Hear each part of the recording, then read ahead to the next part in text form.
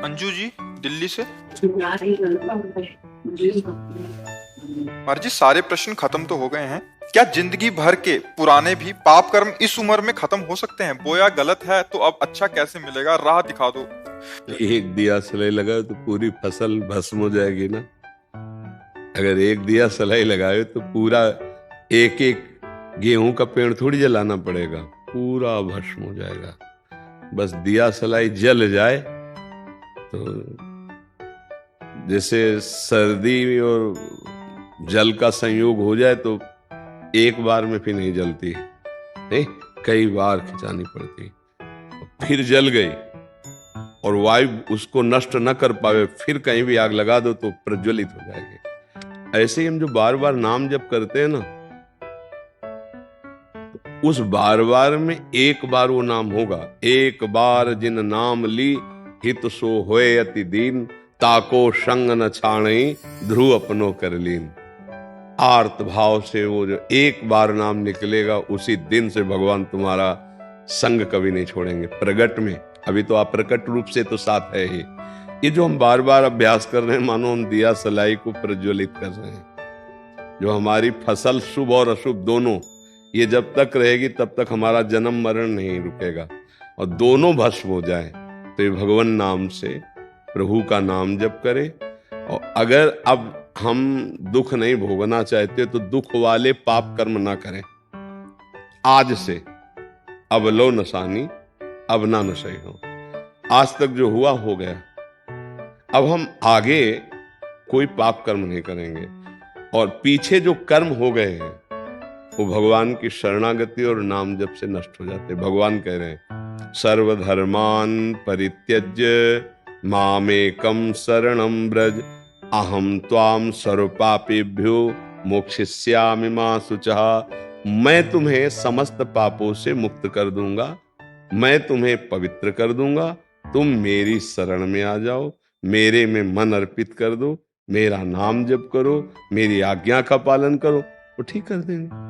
कई बार हमने बताया कि जैसे मुकदमा में हम साबित हो गए अपराधी, जज ने मुझे फांसी की सजा दे दी, फिर भी राष्ट्रपति की एक जगह है जहां वो माफीनामे में यदि वो दस्तखत कर दें, माफ कर दें, तो सारी वकालत और जज के द्वारा जो सब फाइनल हुआ सब बेकार हो जाएगा। हम बच जाएंगे, नहीं बच जाएंगे, फांसी की सजा से बच जाएंगे ना। ऐसे ही यद्यपि हमारे कर्म ऐसे हुए कि हमको दंड मिले, दुख मिले, पाप कर्म नाना प्रकार, लेकिन यदि अनंत ब्रह्मांडों के स्वामी भगवान हमें क्षमा कर दे तो हमें क्षमा कर सकते हैं। उनका ऐसा शासन है, उनका ऐसा प्रभाव है, उनके ऐसे स्वभाव है।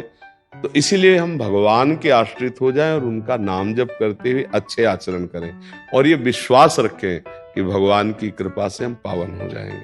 बड़े बड़े अधर्माचरण हमारे द्वारा भगवान से विमुख होने के कारण हो जाते हैं, पर वो सब पहाड़ के पहाड़ भी हो रुई और एक दिया सलाई लग जाए तो भस्म हो जाएगा।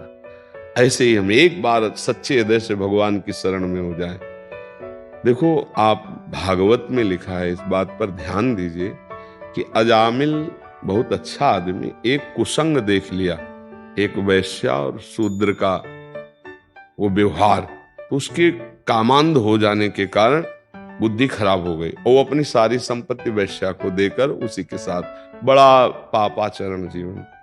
यमदूत लेने आए थे पर पुत्र को पुकारा नारायण, इसी से काम बन गया। भगवान के पार्षद आ गए और यमदूतों की यम फांसी काट के उनसे मुक्त करा दिया। बड़ा सुंदर प्रसंग है।